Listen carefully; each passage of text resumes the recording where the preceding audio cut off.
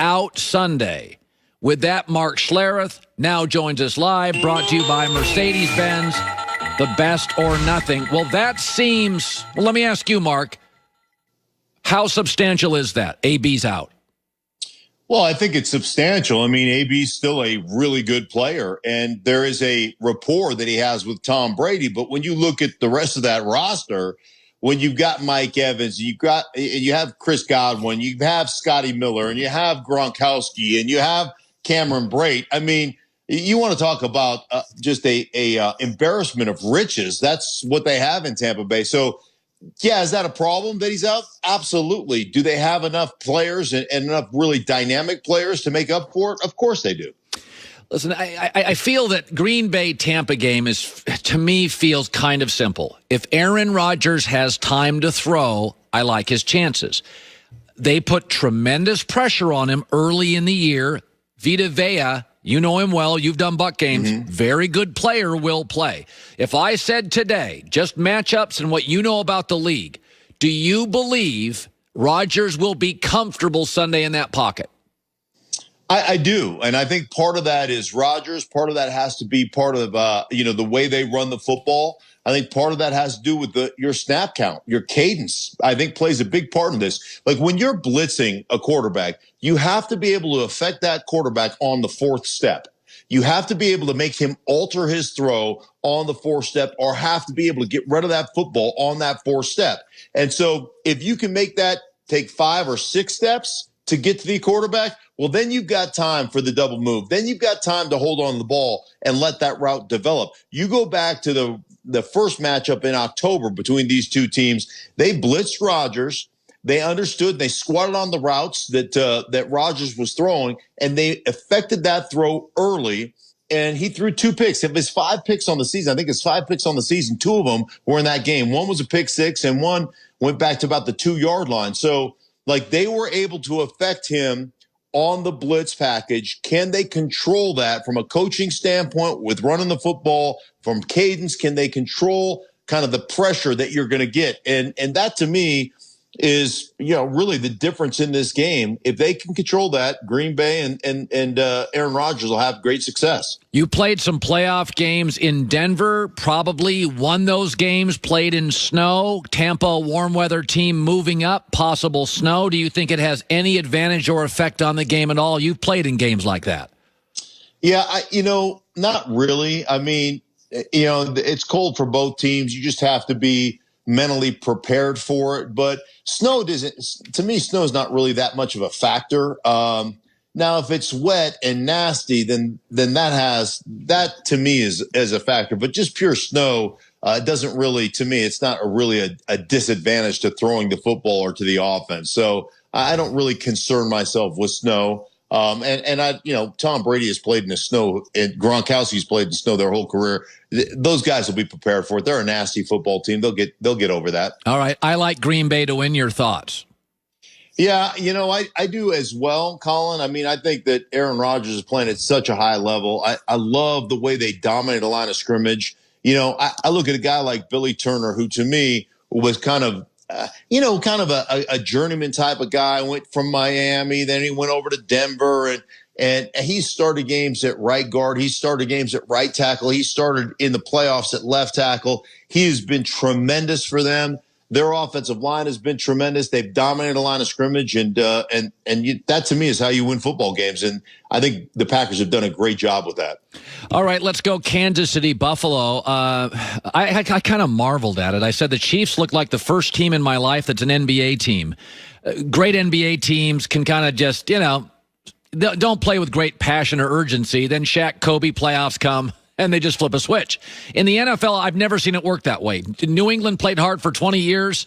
It didn't work that way. Kansas City sleepwalks through the last 6 weeks of the regular season, struggled to put away Atlanta, and then last week their offense comes in with a hobbled quarterback.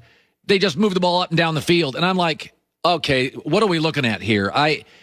Were you impressed with that as I was? I have been so impressed with them from the standpoint of I just don't believe in the flip the switch mentality. I just don't believe you can win that way. And yet Kansas City doesn't have a problem doing it. They are so talented. Their quarterback is so good. They do such an amazing job of creating different looks and adjustments as an offense. And it's almost, to me, I think one of the things you have to fight when you're a really good football team is boredom. And I think Andy Reid has done a great job of keeping guys engaged through schematics, through formations, through personnel groupings, through trick plays. Something is different every single week. And I think that's one of the things that has kept these guys for the Kansas City Chiefs totally engaged. They are so talented. And you're right. They have the ability to flip the switch. I've never seen a team be able, an offensive team that has that ability to do that. And I think the other thing about them, they're so overshadowed. Their offense so overshadows their defense. They still have guys, whether it's Frank Clark or Chris Jones, guys that you have to have an understanding of how are we going to block these guys, right? Like these guys are guys that deserve double teams, and that we're going to have to figure that out. So they're a far more talented team on the defensive side than I think anybody gives them credit for, because their offense is so good. Do you worry that Josh Allen is too much a part of Buffalo's offense, whereas Aaron Rodgers can lean on Aaron Jones and the Bucs offense? They've had a running game last 2 weeks. Do you think the Bills are too Josh Allen centric? I don't. I don't think that's a long-term recipe for success, but I think you can win one game that way.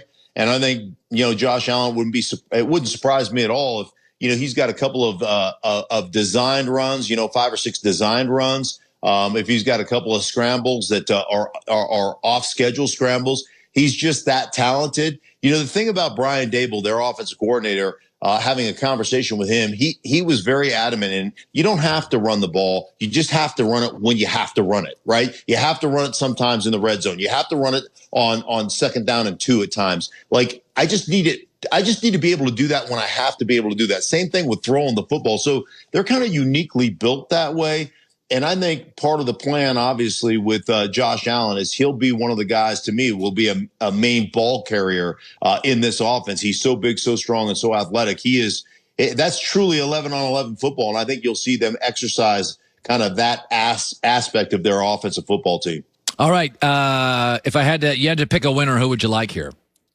All things being equal, if Patrick Mahomes is healthy, I'm taking the Chiefs. And I do think, defensively, I think the Bills are a really good football team. They don't have one war daddy that you're like, how are we going to block that dude? Like, you can go 5 across the board, 5-0 protection, get 5 guys out in the pattern and just go, you know what, we think we can hold up. I think they've got a great rotation. I think they've got a lot of really good players. They don't have that one player that truly threatens an offense. So you're not afraid to go 5 one-on-ones across the board and say, we're going to win with Hill. We're going to win with our tight end, Kelsey. We're going to win with our receivers, and our quarterback's going to be able to deliver the football.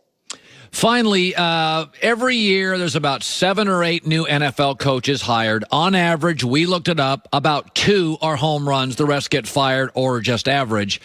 Yesterday, Dan Campbell at the press conference a couple days ago for Detroit talked about biting kneecaps. It had a very pro wrestler feel to it. Got to be honest, not a great opening presser for me. Maybe it doesn't matter. Maybe it does. Your thoughts on that whole bite kneecaps alpha male thing for Dan Campbell? Yeah, for me, it wasn't a great press conference either. I just don't know how much you really listen to that. The rah stuff, some of that stuff, we're simple creatures, and post some bulletin board material and it'll get you upset and whatever. But ultimately, you look at the Detroit Lions, and I did a couple of their games. Their roster is not talented enough. Yeah. I don't care how many kneecaps you bite. I don't think there's anybody on their defense, to me, at any level of their defense, D-line, linebacking core, or in their back end secondary, that is an elite level player. So, you can talk about, your toughness, and you can talk about, whatever you want to talk about. You got to have players to execute it. And they just don't have enough good players right now. So, here's the other thing. I have been in the locker room of a Super Bowl in a pregame speech where Tom Jackson was in there, and he told me, hey, man, that was the greatest pregame speech I'd ever heard before you guys took the game to play the Green Bay Packers in Super Bowl 32. He goes, what'd you think of it? And I go, I don't know. I wasn't listening. Like, I didn't listen. I didn't listen to that at all. I go, I was focused on what I had to do to help my team win. I didn't hear one word Mike Shanahan said, so I don't remember any of it. Like, I think most players can tune you out because they've got their own issues that they got to worry about. Good stuff, Mark. Mark Schlereth, Fox Sports. See you, buddy. See you, bud. Brandon Staley, Chargers' new coach, was the Rams' defensive coordinator, did face the Packers' offense and Aaron Rodgers. He'll be joining us next hour. Excited for that. Young guy got a job. Like to see young people get gigs. I think it was a year of good candidates. I don't love all the hires. I think some of the fits are weird. As I said, I think Urban Meyer to the Jags is going to work because of Trevor Lawrence mostly. You could do a lot right and a lot wrong, but if you got the right quarterback, it all kind of works out. I mean, you see Mike McCarthy in Dallas without Aaron Rodgers. You see Aaron Rodgers without Mike McCarthy. It's kind of an Aaron thing. It's kind of tweak Aaron, and he's great. Coming up next, the stat that has to worry you if you're a Chiefs fan. It's not arguable. It's just discussable. And we've seen it now for 2 months, and I don't think it's going away this weekend. That stat, got to be terrifying. It's real. Next, every year starts with New Year's resolutions. We all have them. We all should have them. Just a little self-improvement, right? Maybe it's not even for you. Maybe it's for your kids. Maybe it's for, your wife. Whatever it is. Here's one. Eat more protein. I like